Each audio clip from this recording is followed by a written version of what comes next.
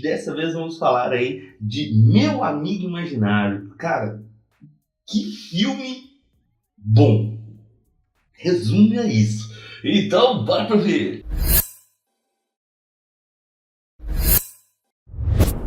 É isso mesmo, galera. Vamos falar de Meus Amigos Imaginários. Um filme que nós temos aí o Ryan Reynolds como um dos protagonistas do filme, né? E eu achei extremamente interessante a forma com que o filme aborda um tema que, assim, de certo modo, é extremamente atual e também, ao mesmo tempo, vamos dizer assim, retrô, podemos colocar dessa forma. Porque essa linguagem de amigo imaginário e tudo mais é uma coisa que talvez o meu pai ou o meu avô, na infância dele, talvez ele poderia ter tido um amigo imaginário. E hoje, meu filho pode ter um amigo imaginário. Então, se a gente for pegar para colocar num ponto assim, amigos imaginários são uma temática muito ampla, que, vamos dizer assim, faz parte da vida, da infância de muitas crianças.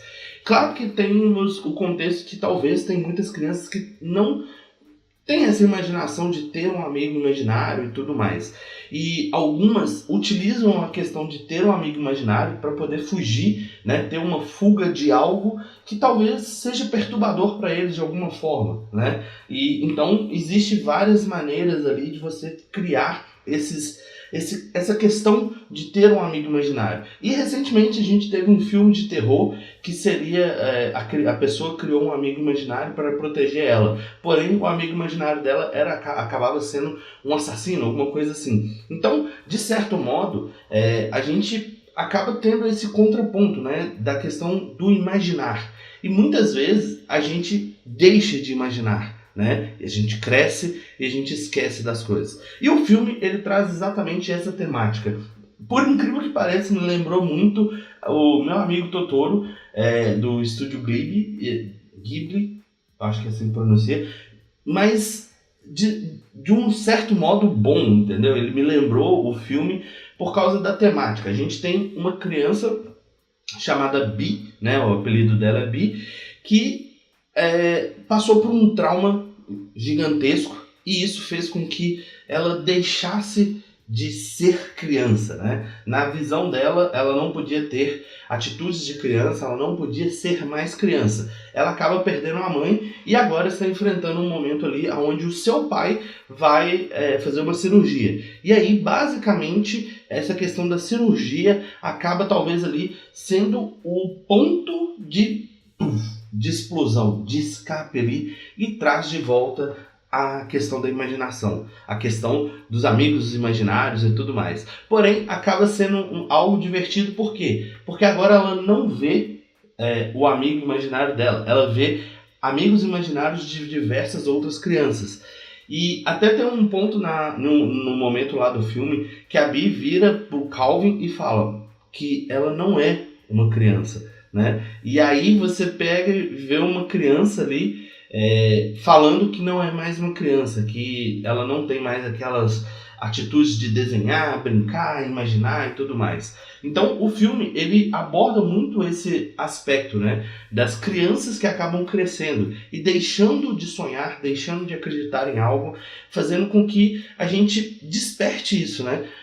E eu me parei pensando, quando eu deixei de imaginar meus amigos imaginários, minhas brincadeiras, meus mundos, meus universos. Hoje em dia eu estou voltando a imaginar tudo isso, né? Trazendo aí na concepção de um jogo, de um livro, algo do tipo, vivenciando um desses momentos aí com o Eric. De vez em quando a gente brinca falando que tem ali um amigo imaginário, uma fadinha, alguma coisa assim, mas eu me parei para pensar quando que eu deixei de imaginar, de pensar, de ter o meu amigo ao meu lado.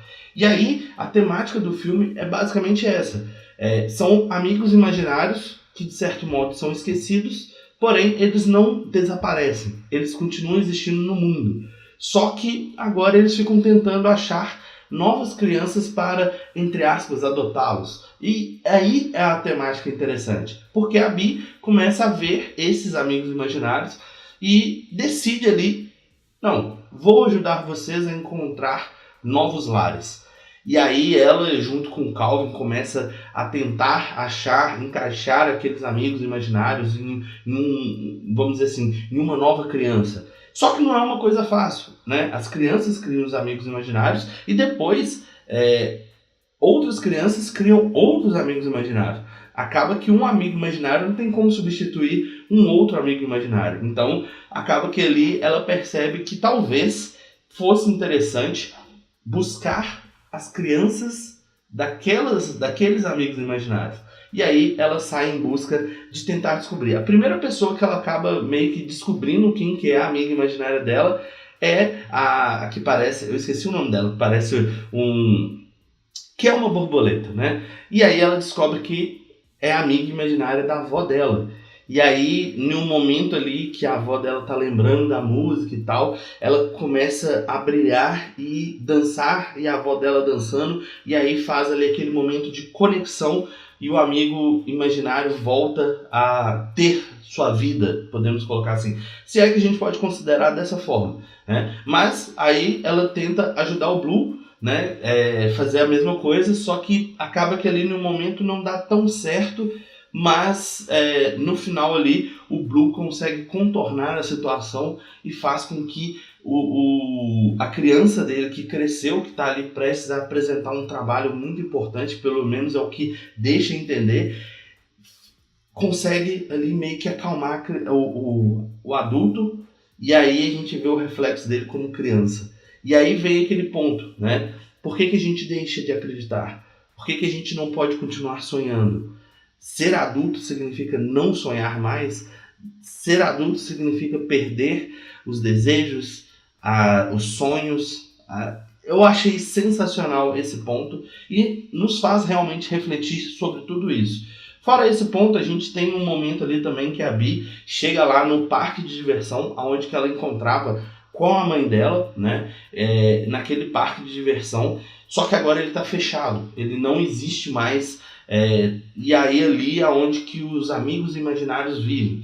E aí ela começa a imaginar como seria aquele lugar, aquele mundo. E aí as coisas vão se transformando, bem parecido com o Inception, sabe?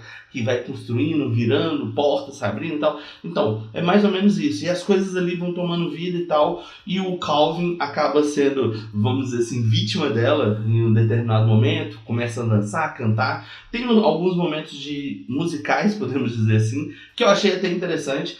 Mesmo eu não sendo tão fã de musical, mas eu gostei bastante do aspecto, da forma com que foi apresentado. Logo depois a gente tem ali as descobertas, né? Ela vai investigando, achando os amigos imaginários e, por fim, o pai dela acaba fazendo a cirurgia. Tem um outro momento ali que o pai dela, a todo momento, fica tentando trazer de volta aquela criança dentro dela, né? A brincadeira e tal. O momento lá que ele amarra os lençóis e finge que está fugindo do hospital, que ela abre a porta do guarda-roupa e ele está lá dentro. Então, assim, a gente vê o quanto um pai é importante para que a criança continue sendo criança, né? E viva aquele momento de criança. Isso traz muita reflexão em relação a esses aspectos, né? De fazer com que a criança seja criança, né? Ela tem que viver esse momento da infância dela. E o filme ele abre esse diálogo com a gente de forma bem sutil, né? Mostrando ali algumas coisas que nos faz adultos refletir sobre as nossas atitudes e como que a gente funciona hoje em dia, né? Eu acho que esse é um ponto bem interessante. Por fim, a Bee acaba vendo que o pai dela tá tudo bem, todos os amigos imaginários vão lá, porque ela recebe a notícia que ela precisa ir para o hospital. Ela já vai preocupada, achando que aconteceu alguma coisa, mas por fim, o pai dela tá tudo bem, e aí de repente todos os amigos imaginários desaparecem. Não existe mais nenhum. E aí ela volta para casa da avó, aonde que ela tenta ali agradecer o Calvin e os outros amigos imaginários, porém ela descobre que não existe ninguém naquele apartamento. E aí aonde a gente tem o plot do filme, que o Calvin, na verdade, era o amigo imaginário dela, e tipo, ela tinha esquecido do seu próprio amigo imaginário. E nesse ponto, assim, de ela ter esquecido o amigo imaginário, o que eu acho engraçado é que, tipo assim, ela fez todos se lembrarem, mas esqueceu do dela. E no final ela fala que precisa dele, e aí ele acaba aparecendo, ela lembrando, e ali traz aquele sopro de infância de novo para ela. E aí ela vai para casa e com o pai e tudo mais, e o pai acaba tropeçando, caindo, que é um amigo imaginário invisível que o pai criou. Então eu achei muito incrível todos os aspectos, a forma com que é tudo apresentado pra gente é sensacional. Na minha opinião, o filme vale muito a pena de assistir, porque ele traz essa reflexão. E hoje em dia, se a gente for parar para pensar, é muito importante a gente refletir de como nós queremos que seja as nossas crianças no futuro, né? E muitas vezes a gente vê pais ali, de certo modo, negligenciando a criança, colocando telas e tudo mais, e traz esse aspecto, né, de a criança cresce, ela não vê a infância, ela não vê a imaginação, ela não cria coisas. E eu estou vivendo um momento onde que o Eric começou a criar coisas muito interessantes, começou a gostar de desenhar, e isso é muito bom. Então, tipo, me faz pensar, porque ali ele está criando um desenho que ele inventa o nome, que ele inventa o que o personagem faz, qual o poder que tem. Então isso é interessante. Eu gostei do filme e agora eu quero saber de você. Assistiu o filme Meus Amigos Imaginários? Deixa aqui embaixo nos comentários a sua opinião. Se gostou do vídeo, deixa aquele like, compartilha o vídeo com os amigos. Se ainda não é inscrito no canal, se inscreva. Nos vemos no próximo vídeo. Tchau!